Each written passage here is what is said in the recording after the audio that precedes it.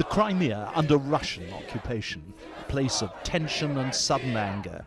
Outside the main Sevastopol naval base, a pro-Russian crowd has gathered. Then a lone woman, nervous but determined, dares to hold up the yellow and blue colours of Ukraine. She's attacked and bundled away.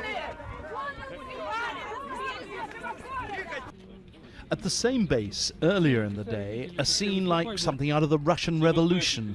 The admiral of the Ukrainian fleet, who's gone over to the Russian side, argues in front of the sailors with his successor, who's loyal to the Ukraine still. The men's verdict: they start singing the Ukrainian national anthem. But will they fight the Russian invaders? It's hard to believe, especially since they're mostly unarmed. One of their main tasks this morning was to burn their secret files, not really a sign of defiance. And these are the men they'd have to fight, part of the 6,000-strong Russian occupation force in the Crimea. Tough, well-armed assault troops, their regimental identifications deliberately stripped off. This morning these men arrived for duty at one of the main Crimean army bases outside the regional capital Sevastopol.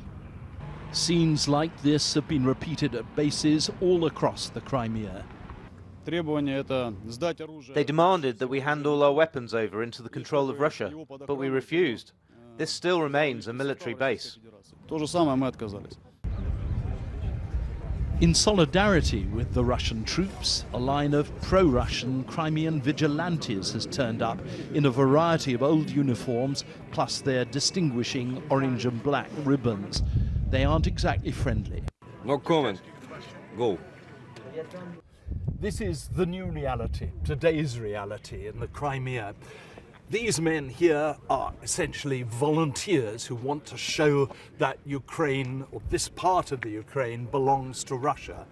Beyond them are Russian soldiers who are the real force here.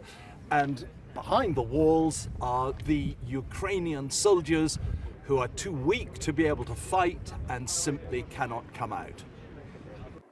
At times like this, there's nothing particularly subtle about President Putin. Today, his forces were staging more military exercises at the Kirillovsky air base in western Russia, not too far from Ukraine. And Mr. Putin turned up at the control room of the base to let himself be filmed. He doesn't, of course, say the exercises have anything to do with Ukraine. He doesn't need to. And all this is having its effect. In places like Donetsk in eastern Ukraine, far from the Crimea, the pro-Russian majority has been making its feelings felt.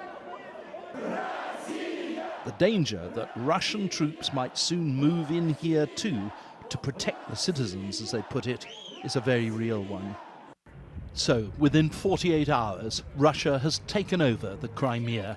Its ships control the ports and naval bases, its soldiers control the Crimean parliament itself, and they have the noisy support of much of the 60% of Crimean citizens who are of Russian stock. We love Putin, we love Russia, we are Russians. You're Crimeans? Yes. You're Ukrainians?